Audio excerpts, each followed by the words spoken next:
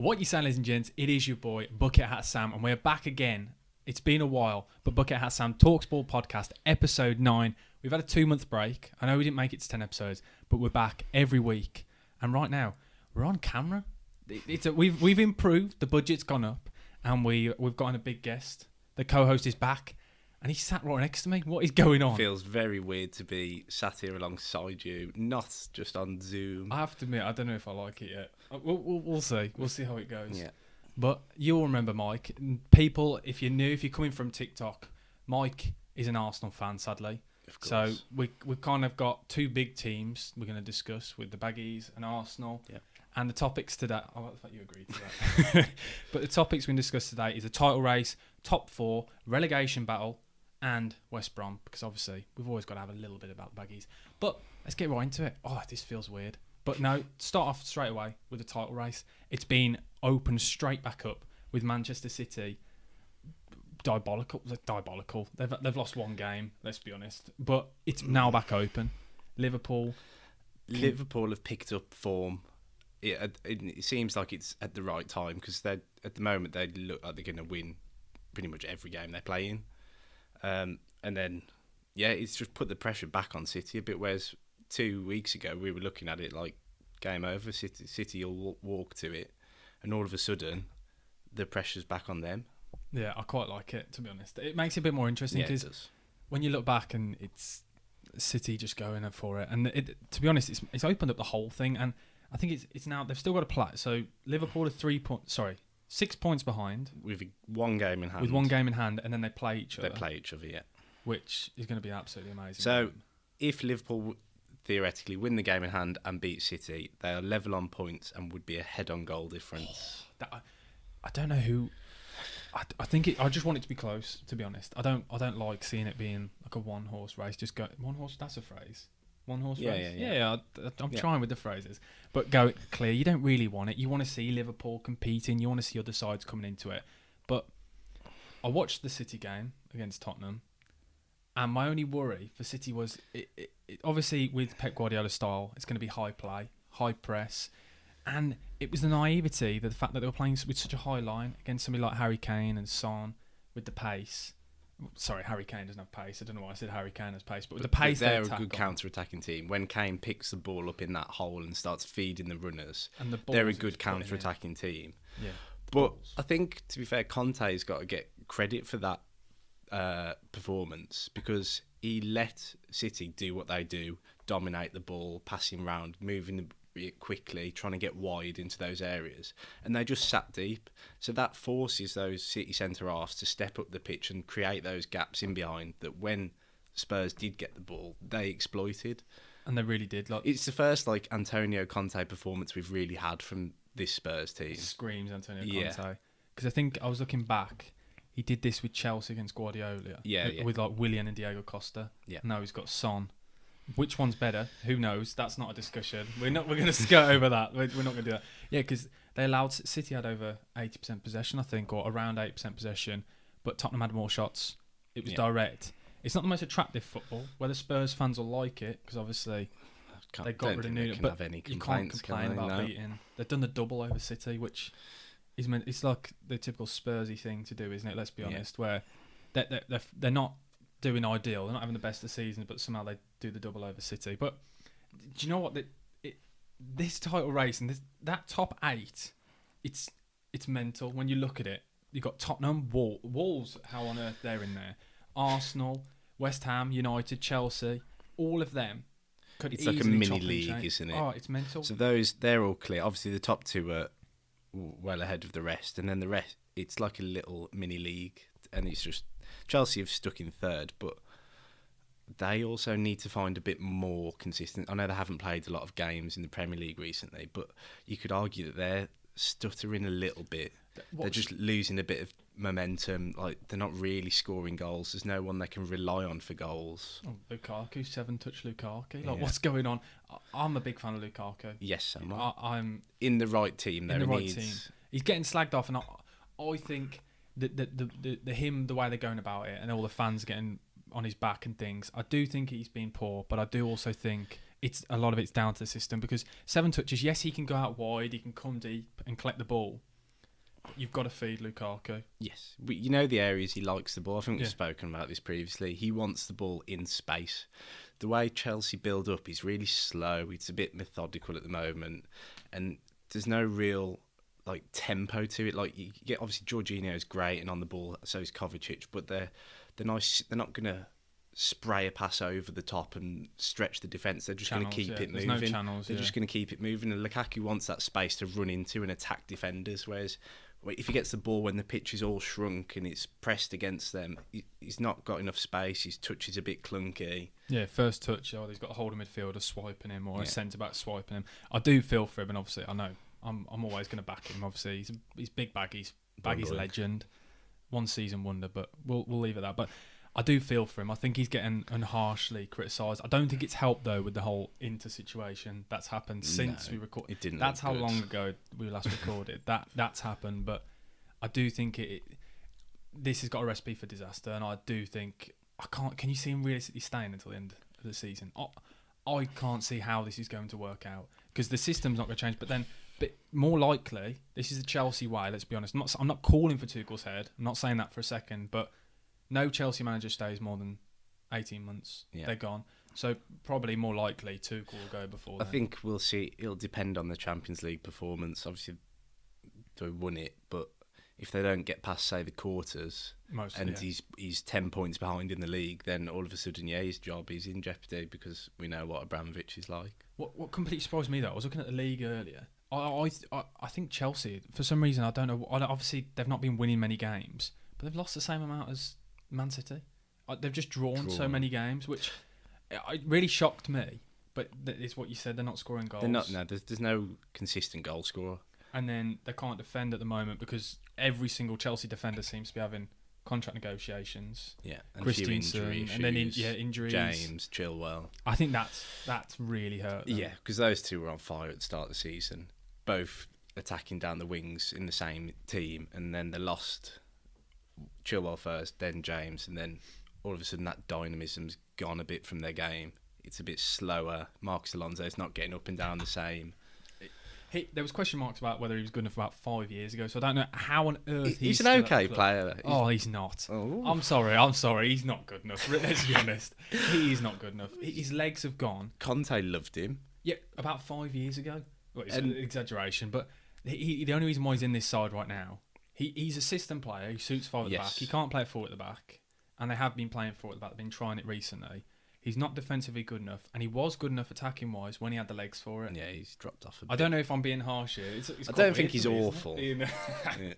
Controversial, but no, I don't think he's good enough for the Chelsea side. I think if they're going to compete for the title, go far in the Champions League, you're not going to do it with Marcus Alonso at left back. We've seen many sides. Brighton, Lamptey had an absolute. I know it was weeks back, but Lamptey absolutely tore him to pieces. Anyone who's got legs. He's a goner. Yeah, and when you're playing with Callum Hudson-Odoi, who we can discuss as well, I don't understand the hype. I never have. So I saw a stat. Alanga is 2 goals off getting Callum Hudson-Odoi's record. I don't understand. Chelsea fans went on and on about him, comparing him to Foden, Saka, all this. I'm yet to see a game where he's influenced it positively. He just holds the ball a bit. He might be able to beat a man, but I've yet to really see any end products. He doesn't score. And I think doesn't directly contribute. No, he does. And I think that's another reason why Lukaku doesn't well, because he plays on that left-hand side. He's very one-footed, as one-footed as me. Cuts it onto his right every single time. Comes into that, floods into the midfield where everyone else is, and then Lukaku's not going to get the ball because Lukaku needs a left-footed winger. Somebody's going to go to the byline and whip that ball in. Test defenders, but that's when we went back to the methodical Chelsea system where it's boring. No, it's not boring. I think that's a bit harsh. It's quite slow in build-up. I don't know why I'm a bit irate. I don't know why I've just got angry about coffee. It was quite a strong coffee actually, but no, I don't think Alonso, and I think it's that left-hand side. To be honest, I think when you look at the right-hand side, Azpilicueta's another one that's contract negotiations. So I completely forgot about him as well. I think they're going to miss him because potentially he's been linked with Barcelona. I didn't realise. I thought I think his contract's under up contract. It's either this summer or next summer, but I think he's supposedly going to Barca. But then, there's just a lot of unrest at the club right now, which is not. It's not normal Chelsea way. I don't remember them. I've seen. They've always been high turnover though, haven't they? Chelsea, in players, managers, staff. I get the high turnover thing, but I've never seen it in the situation where a lot of the team are all going through the contract negotiations and all demanding more. It doesn't normally happen, holding does it? Chelsea for ransom. You don't see that very often. No. Where Rudiger, the ball's in his court. Christensen, who I've had a lot of interaction on TikTok with this. Yeah, we saw the Christensen. I don't get. I think he's been all right. He's a good player. He's not. He wouldn't get if all of Chelsea's centre halves are fit. For me, he's not in the starting three. He's not in the three best centre halves. And I'm trying to think now. If we look at Christensen, other the top 6 sides, I think the only one he walks into or even gets in the team is Tottenham. Other than that, he doesn't make. Maybe like West Ham. Maybe United. To be fair, I'd have a bit United. I'd have a bit United. I completely forgot all day long. How did I forget about United? We can't do a podcast without some Harry Maguire slander. Well, he shushed the haters this week again with another goal with his big knee slide. Man United's first goal from a corner in I don't know how long. I remember seeing that on Twitter. But no, we haven't discussed Man United. But could they make top 4? Because obviously they're 4th now in the league. They've got 4 points on West Ham, 4 points on you. But obviously you guys have got 3 games in hand. Yeah. Wolves could catch them with their games in hand as well. Yeah, Wolves would be right up there if they won their games in hand.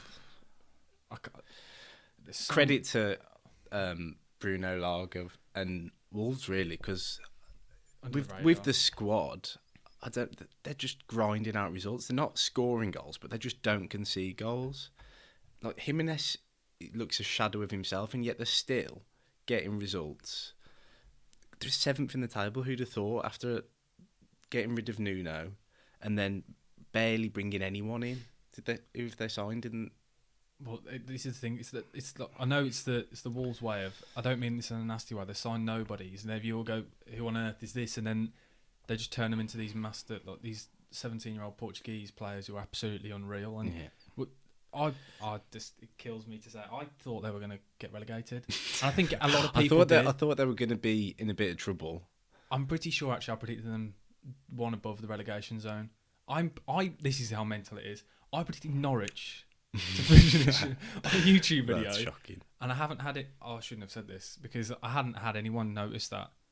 Yeah, they are doing unreal. And we've seen. I was showing you before we started recording. Kilman's been linked to Chelsea.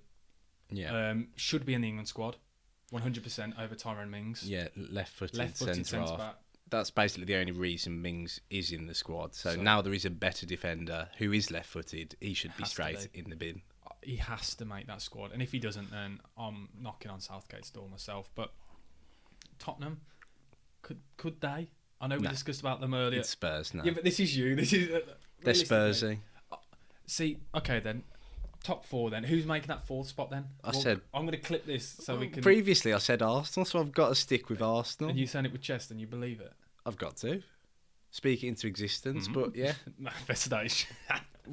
I backed it before when we weren't in a good as position as we are now, so I've got to back it now. The January was a bit frustrating, but it's a long term project. Like even if we don't get top 4 this season, there's a lot of calling for Arteta's head. It's ridiculous if you look at where we are, what we've gone through over the past 2 seasons with getting rid of the dead wood, cutting the wage bill, trying to bring Arteta's players in, which we've done in one window, spent 150 mil, but he needs another window. And we've got the youngest squad in the league. Oh, you guys don't mention it.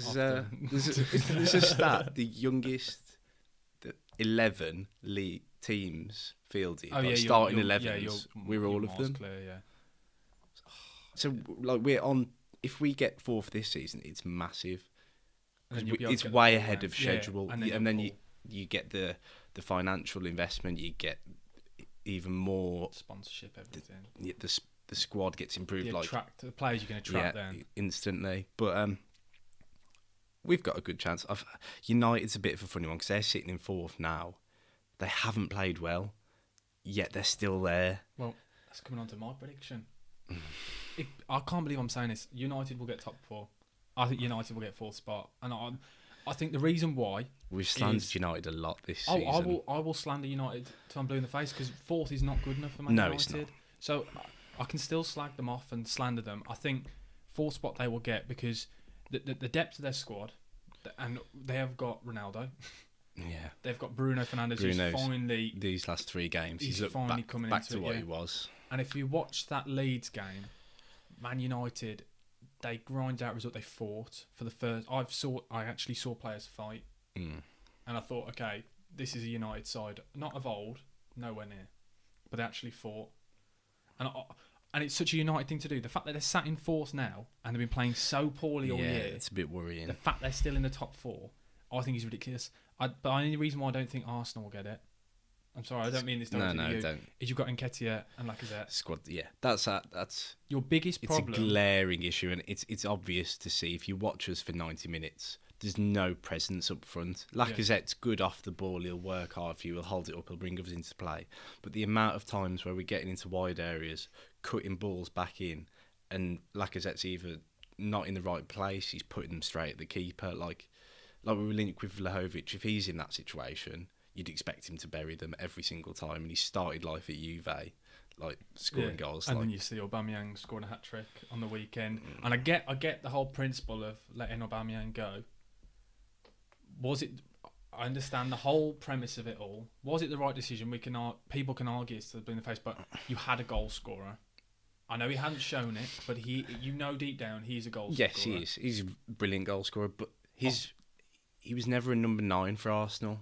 Yeah, that was the issue. You couldn't fit him in the team because you look at what Martinelli and Smith Rowe have done from the left-hand side, and Aubameyang was never effective as your central striker. I was just trying to press a button. No, I tried.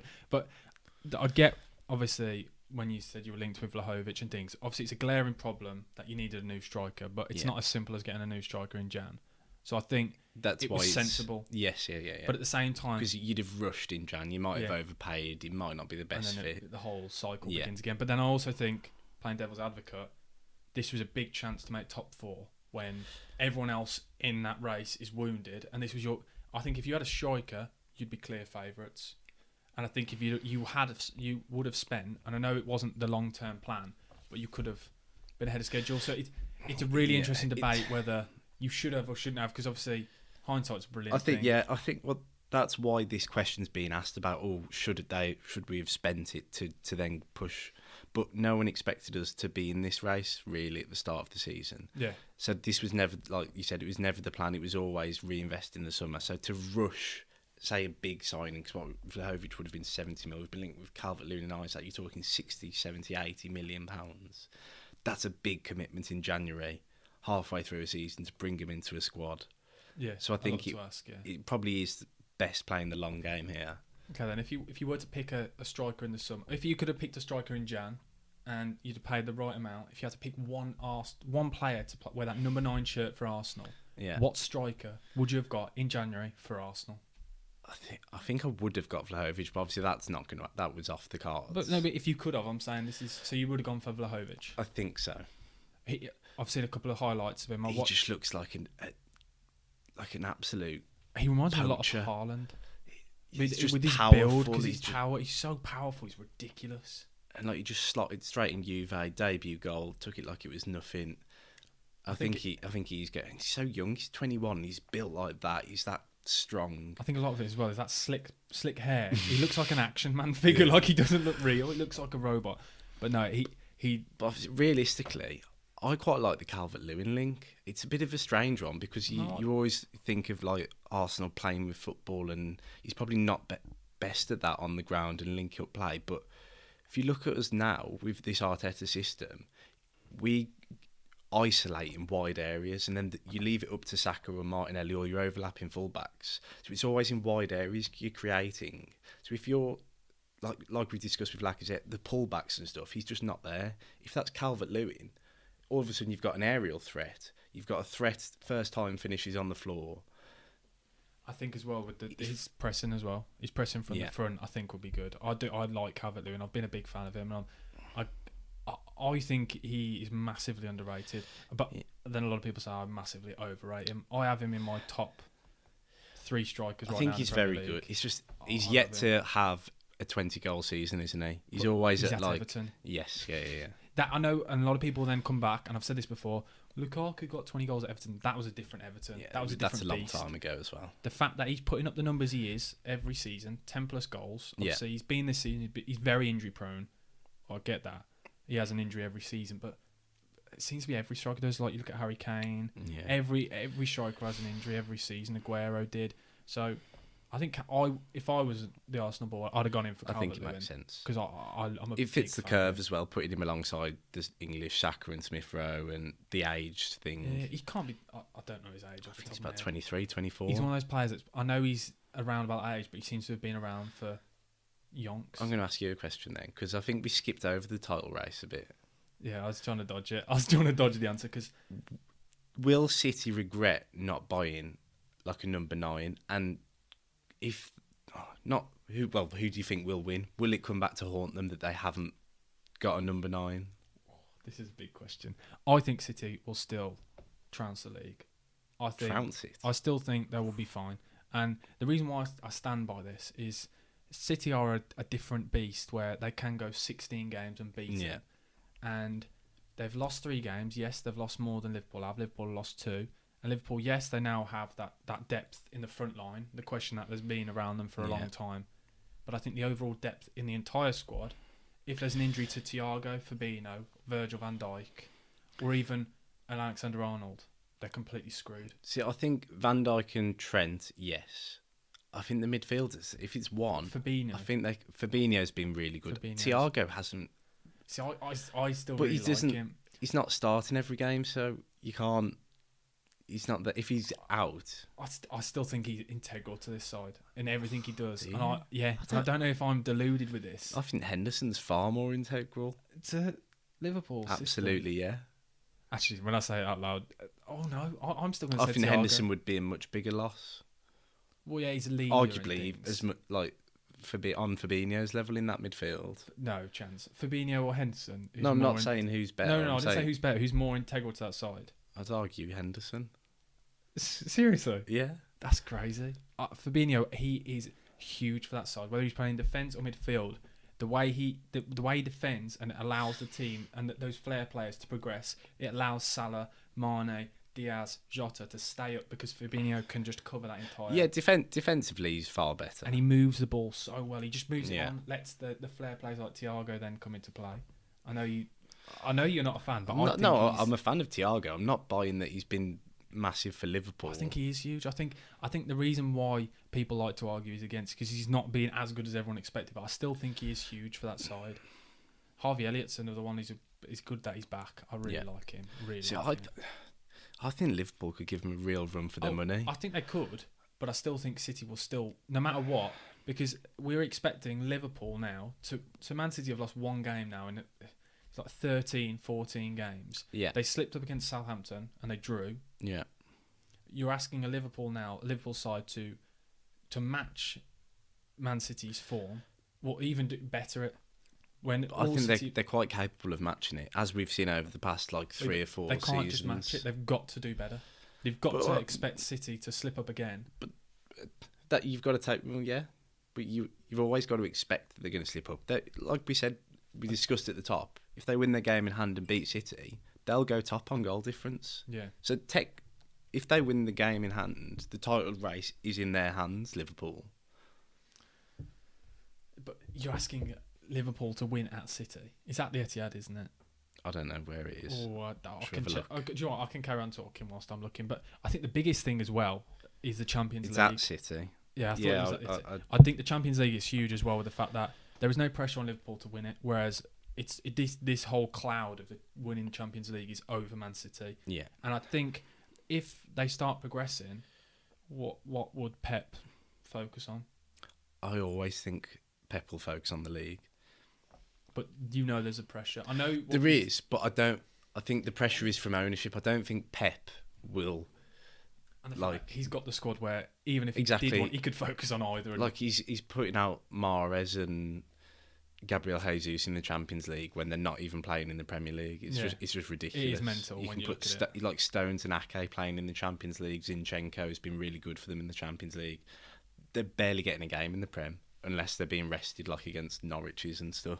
Yeah, I still think though City. I get what you're saying about Liverpool. Liverpool could, but I don't think they will. I just think it's made it really interesting. I think the absence of a striker, like against Spurs, that hurt them. Yeah, that was clear. They had less shots on target than I just think in certain games, when it comes down to it, towards the end of the season, pressure's on.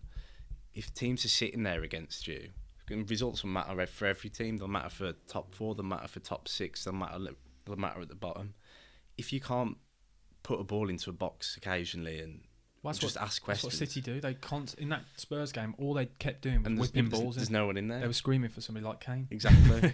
Which obviously, that's why I just think if you'd have gone and got Kane or whoever it was, a striker, just to add 10, 15 goals in, it'd be a no-brainer. City would have walked the league. They've just put themselves under a bit of... But I think we do need to remember... I completely get what you're saying. They have literally lost one game in the last 50... This is their first little hurdle. I can't see it going downhill. I think it's City's title to lose, not Liverpool's to win. Does that... Wait. I feel like that's made sense when I said it. Yeah, it kind of does. We'll go with it. Now, I do think it's really interesting how it has opened up massively. All I think it's given Liverpool a flicker of hope, because a couple of weeks ago everyone was saying City are clear. You say flicker of hope, but I keep coming back to it. No, I get what you're saying. The game. I know it's a game in hand. It's nothing for granted. What we've seen with Tottenham. Yeah, games in hand FC.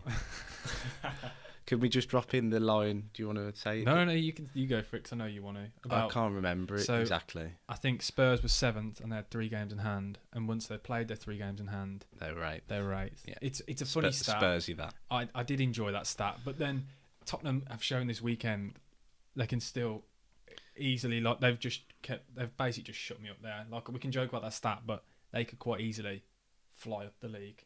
But it's whether they can do this, because I went to the Southampton game. I went to the Spurs stadium against Southampton, and I'd say that might be one of the... And I'm saying this from West Brom's point of view. I think that's the worst performance I've seen from a side this season. They were horrendous. They offered absolutely nothing. Southampton... And then that was followed up by the Wolves performance at Spurs stadium as well, and that was awful. If they'd have lost... So they lost 3 on the spin, and it was the first time Antonio Conte had lost 3 on the spin. And if they'd have lost the City game, that would have been the first time they lost 4 games in a row. I think it was something like 20 years. It was ridiculous when I was reading about the stats. But then that's the Antonio Conte thing to do, to just come back from that when the fans were slowly... There started to be murmurs about, was Antonio Conte the man, or was it Daniel Levy? Is this whole thing going on with Spurs? And then they come back with a win like that. It is mental when you look at it. But so you're going... Are you trying to say Liverpool are going to win the league? I want to hear you say it, basically. That's what I'm trying to press you to get you. I'm going to go with it, because to be fair, I had a bet at the start of the season, which looked like it was dead and buried. What, you had a bet that Liverpool would win the league? Okay, then. So I'm going to back them, Liverpool. Okay, and I'm going to go City. So we can come back to this. I cannot wait to send you this clip in a couple of months' time. I don't expect Liverpool to win. To be honest... City are the favourites. I would like to see it be close, but obviously now I've said it, I think it City will be. to win the league. I think it'll be close. It should be. It should be. Okay, then now going from one foot of the table to the next, to the bottom, the relegation battle is absolutely mental. And we were just discussing before we started filming. Before the last time we recorded the podcast, Newcastle had just literally been taken over, and we were discussing kind of players that they could get in. And they've surprised both of us. Not surprised me, because I actually thought, if you want to go back, look at the recording. Don't go back, guys. Don't go back. I backed the Toonami, and they've come up good. I backed Kieran Trippier. He's come up good. No, I didn't say Kieran Trippier wouldn't be good, but at the time I didn't believe it was going to happen. You were an Eddie Howe defeatist as well. I'm not a fan of Eddie Howe. I still don't think he is good enough. I still don't think he's a top-level manager. I don't think he's shown enough. He's got Bournemouth relegated, and they spent a lot of money, but then he's getting something out of this Newcastle side. I think is it 4 unbeaten now. They're sat 17th throughout the drop zone, but that bottom, I'd say from 20th to 14th, so from Norwich all the way up to Brentford, I think is a relegation battle. So I think Norwich, Burnley, Watford, Newcastle, Everton, Leeds, I don't think are in it. They've got games in hand, and I think they will climb out of it personally. So I think it's Brentford more so than Leeds.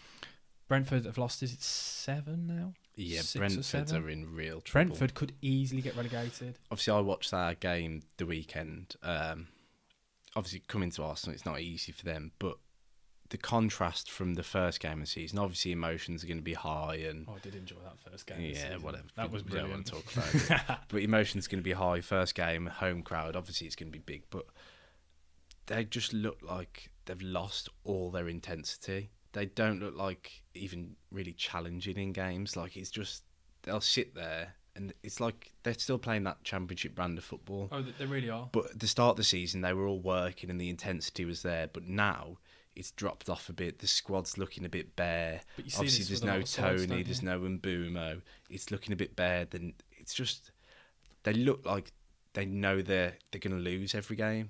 It screams when Blackpool got promoted, or when Derby. That's not a comparison. I can't believe I nearly went to that. But maybe like a Hull. Some sides that when they've come up, they've started off really well. Yeah. And then it just fades. It just drops. It's that buzz of playing in the Premier League, and now we're all Premier League players. And then they get found out a bit, don't they? Teams can plan against them. You've got games to study. They're a direct side. They play. When I say that they're direct, that's not me saying they're long ball football. It's direct. That's what they used to be. Whereas now, I don't know what it is. I think they still try to be, but people have just found them out. Yeah.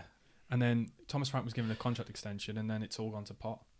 So I hope Ericsson does well, but I don't think Ericsson is enough to get them out of this. I think that's more of a fairy tale story. Like, I really hope he does well, because it's a great story. Yeah, you can't really see how much of an impact he's going to have. Impact. And how he'd suit the system, they never play with the number 10. Yeah. So I don't understand how that will work. Whether he plays, they're not really progressing the ball through the pitch. A deep line playmaker. Yeah. Well, he'll have to turn to a holding midfielder and become nasty. He's already in a relegation battle, and then you go from then to Everton. I want to discuss Everton because I've said this off camera.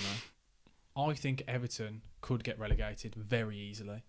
Like, when you look at their squad, they have got no fighters. There is no one in that team where I look at and go, do you know what? They will grab the game by the scruff of the neck. And Lampard spoke about this, the mentality of the players, about how the fact that when they concede, it all goes to pot. Yeah. That wasn't obviously articulated a little bit better than that, but you look at their squad, I don't see any fighters. I think Donny van der Beek or Beek, I never know. I'm going to say Beek. It sounds Beek. We'll go with Beek. Donny van der Beek and more Dele foreign Alli. Sounding, isn't it? Yeah, I do like it. It makes it a bit more exotic and tropical. But the two of them, I think potentially everyone says I think they were. I think Dele Alli was the worst signing of the transfer window. I don't think that makes any sense. In a relegation battle, why would you go for somebody who's not? I like proven? Van der Beek. I've just done Beek. Van der Beek. Van der Beek. No, I think he's a great player, but I don't think he's what they need. They needed people who were experienced in a relegation battle. I think they underestimated the mud that they are in. When you look at their run, they've got for the rest of the season. I don't think they're in danger. See, I think they are. They've got too much quality.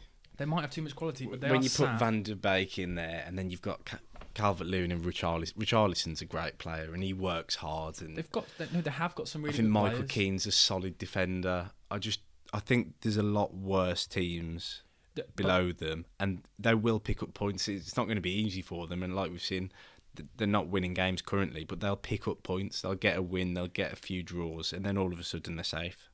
See, I think when you look at their run, so we can quickly go through their run: Man City, Tottenham, Wolves, Newcastle, Watford. They're not good games. Really, Tottenham, Wolves, Newcastle, Watford. They'll want points from there. West Ham, Man United, Palace. That's the first game now where I've thought, aside that, haven't got anything to play for. Liverpool, Chelsea, Leicester, Brentford, Arsenal. And playing a club like Arsenal on the final day of the season is not a nice game. No, because potentially you'll be going for top 4. I don't look at that run there, and they need 1.5 points per game really to stay up. That's like when I was looking earlier. I was doing the maths in my head, and that's what I think they need. I do worry for them, and I think people keep saying that they've got a great squad. They have got a great squad, but these players haven't been playing well.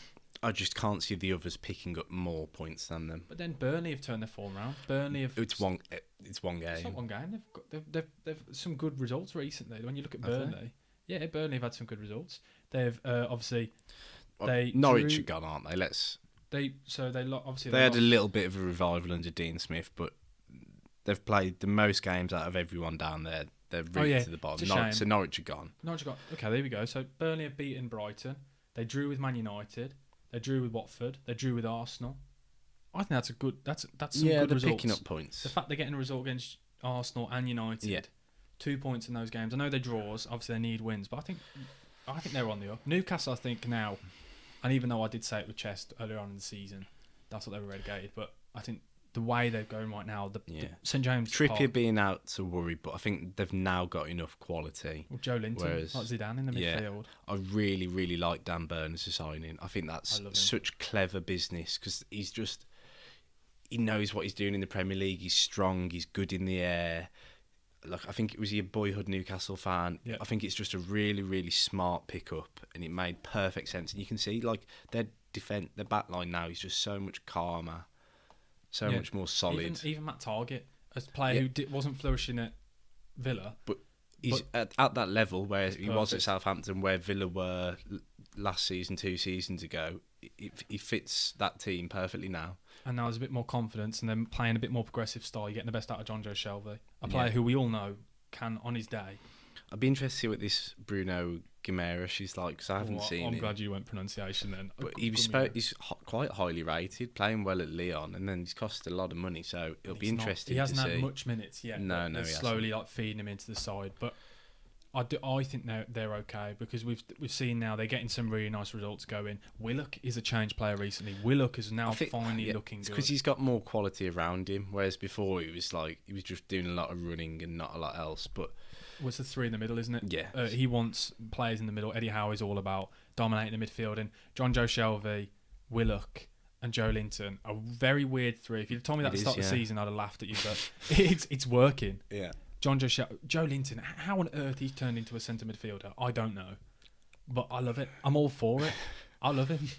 I'd never thought I'd have such a U-turn on a player. Yeah, because he was awful before. And then now, look at him.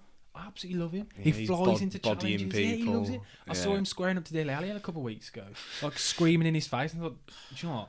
I love him in the midfield. It's mental considering how much they paid for him as a striker, but it's working out. Obviously, Chris Wood's not getting the goals.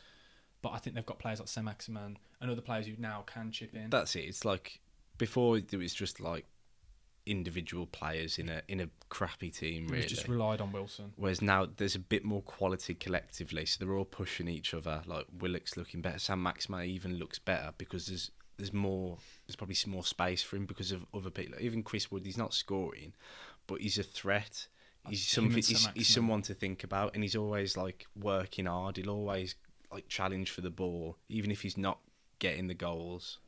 Yeah, and meowing at centre backs like Kurt Zuma, but we'll skirt over that. Okay, then moving on to Watford. I said they'd be down at the start of the season. I'm sticking by it. Watford is a really interesting one. Obviously, again, I've got a kind of bit of a resurgence under Roy. Under Roy Hodgson, I really like him. Obviously, I like him, but I just their squad's pretty abysmal, really, isn't it?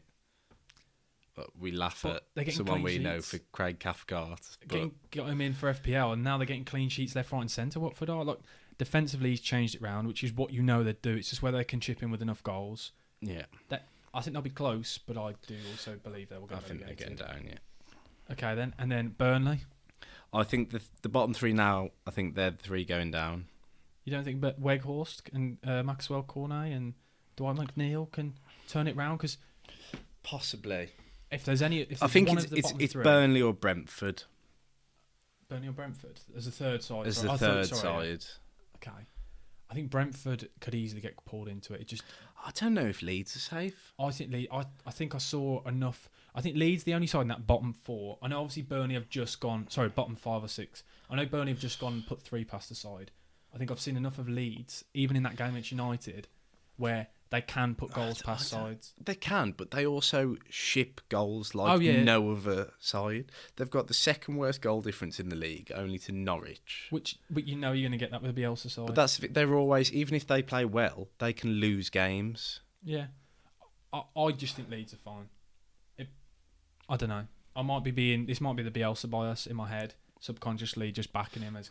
I think they probably will. They'll, but I think they are in a bit of trouble. Okay, then. So who's getting relegated? I'm going to stick with the 3 I said last time out. With Norwich, Watford, Burnley in that order. So I haven't changed my prediction from 2 months ago. It's whether I say what I believe, which can be extremely controversial and be clipped up. You want Brentford to go down? No, I don't think. But I know I think more likely. This feels mental. You're not going to say Everton, are you?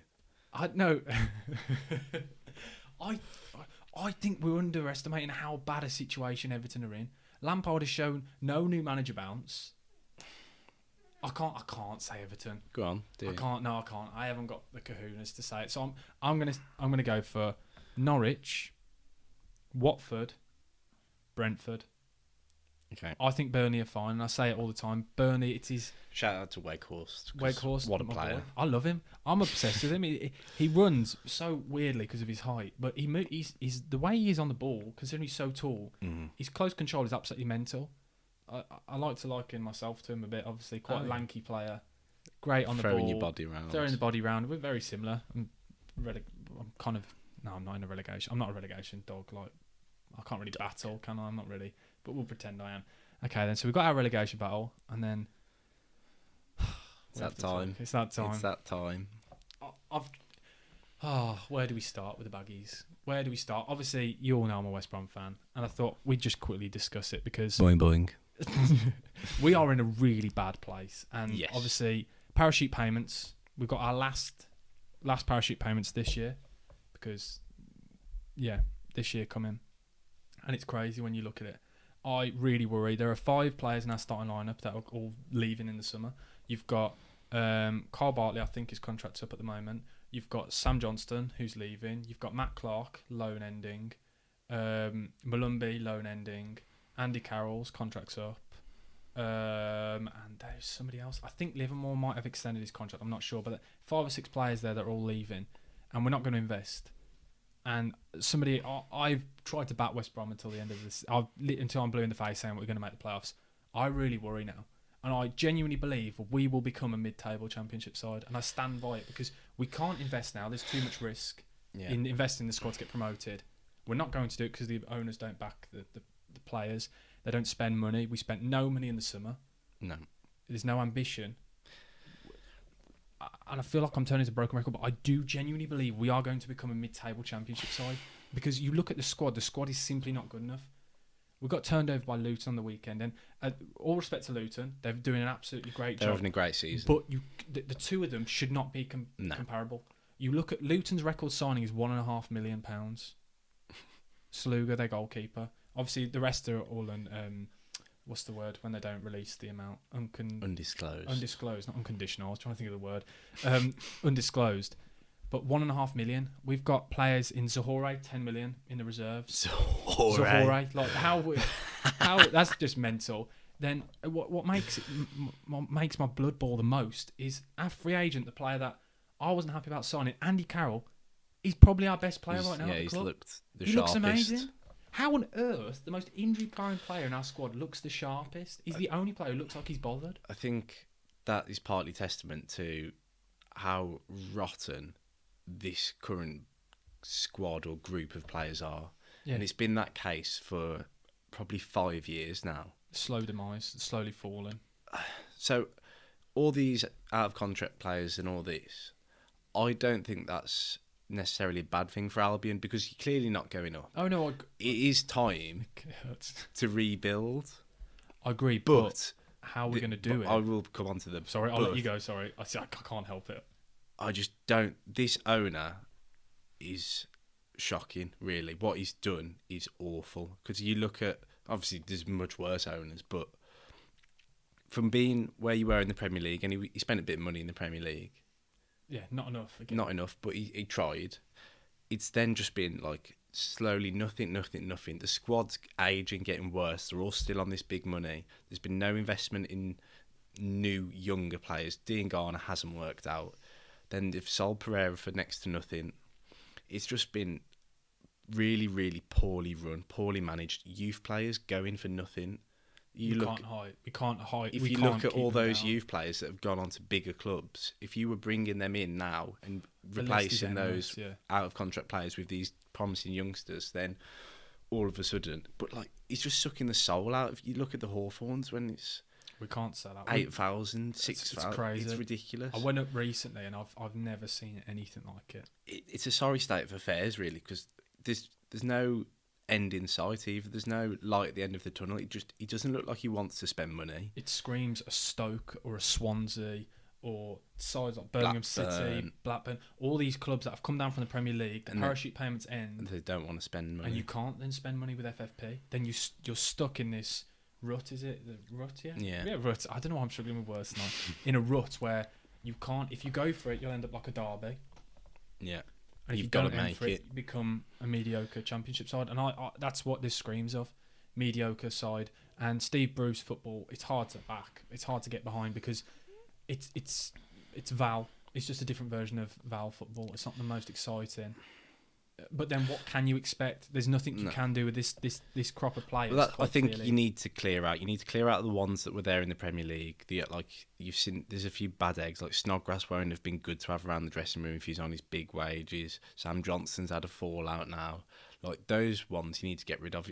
Give your minutes to. I know Diangana hasn't been good, but give him something to play for. Put him in the team. Grant inconsistent. But he's not a winger. No, he's not. But then you'll have DK to come back, who had a promising 20 hour minutes before he went off. And like Ajay, not bad. Furlong is all right, but you just need to clear out a lot of the deadwood. Livermore is a disgrace. How he's club captain and hasn't been stripped. How he hasn't been sacked. He gets a red card all the time. It's mad. But then he must be doing something right off the pitch that we don't see because every manager backs him. Every time a new manager comes in, the first name on the team sheet is Jay Livermore. So we as fans, there can't be. The only conclusion you can come to is we must be missing something because he has to be doing something off the field. I've just thought the decision to let Sawyers go out on loan is absolutely ridiculous. But if you put him in this team, he's what we need right now because look Adam at Reach can't do poor that midfield is at the moment. Creativity, but at the time he did not fit the Val system whatsoever. But it didn't work out with Val. So hindsight's a brilliant thing that Sawyers went. I regret it now, but at the time we didn't need Sawyers because Sawyers wouldn't have played. I'd rather have talent over systematic fit. Where you look at the others, Malumbi, he's not good enough to play. Exactly. Mowat started well, hasn't done anything. Livermore, I would never even play him. So, no, I completely get what you're saying, but at the time, when we were sold the picture, I was backing Val. Everyone was behind it, and it made sense at that time because Sawyers he's not a lazy player. He's just not somebody who's going to bust a gut and drive with the ball. He just plays it simple, and he worked under Bilic because he was given the freedom. He wasn't going to have a free role in this system. It's just not worked out now. And it pains me to say it, but yeah, we're not getting promoted. I can't believe it. I predicted a second. Are Fulham going to win the championship? We should probably just tie up the podcast because I feel a lot of people have forgotten the way I backed. I said that Fulham weren't good enough to win the league. I said I didn't think even they get promoted. I even said it about 4 weeks ago because I kind of have to stick with it now. But Fulham will get promoted. Bournemouth will come second. Yeah. Those two, the squad depth now, with what Bournemouth did in the January transfer window, that was mental on the deadline day. Signing players like Cantwell and Nat Phillips just on their own. And Dembele from Peterborough, the signings they made were just ridiculous. Like we can't compete with that. And this is not about West Brom now. I think those two will definitely become top two. Then the playoffs, it's always a side that has form. So right now, the form sides, it will either be Huddersfield. It's too early for form though, isn't it? But then Huddersfield is still unbeaten in the entire year in 2022. We are playing them next week. So that I always think with the Championship though, it's those teams that make a run with 4 games to go. Forest. There's a lot of games still to play in the Champions, and that's why it's not good for the Baggies. But Steve Bruce has had 2 games, 3 games, 3 games, 1. All it takes. Luton, Blackburn, Sheffield United, 1 point. All it takes is 3 wins, and all of a sudden you'll climb 5 places. So the playoffs. It could happen, but I'm going to be a realist now and say we're going to make the playoffs. It's happening. No, it could happen, but I'm trying not to get excited because you've just put that in my mind now, and it's back on. Yeah, it is. In the space of 10 minutes, I've gone in a full circle. West Brom are making the playoffs. Oh, this is the pain of being a Baggies fan. And I know Arsenal, it's completely different stresses, but every club has their stresses. Yeah. It's why we love football. It's why we love the game. It's why we inject it in the veins. It's what we live for. Why we're doing this. But guys, I think that's everything. Yeah. That's been pretty solid. Good effort. I think it's been pretty good. But for the next few episodes, guys, if you want us to discuss anything, let us know in the comment section. I do actually read the comments. And this is going to be going out online. So hopefully it's received well. I've enjoyed it. Yeah. Mike's back for next week. Maybe we'll discuss football shirts and things. I think because I always say this in every episode. Check out Mike's football shirt shop, box to box shirts. This beautiful shirt I'm wearing right now is from yours truly. But yeah, guys, go check that out. The link to them will be in them. The link to your shop will be in the description below. Smash the like button if you're watching on video. If you're listening on Spotify, Apple Podcasts, Amazon, Deezer. Ooh. Branching out, really. I know, yeah, we're getting big time. All of the platforms. All the platforms. Give us a 5 out of 5 because it's the least we deserve. Okay. If you're going to be nasty, don't give us a review, please. It really hurt my feelings. But yeah, thanks for watching, guys. Follow us on all platforms, and yeah, cheers, Mike. Yeah, pretty solid. But yeah, BucketHatSam over and out, baby. Goodbye.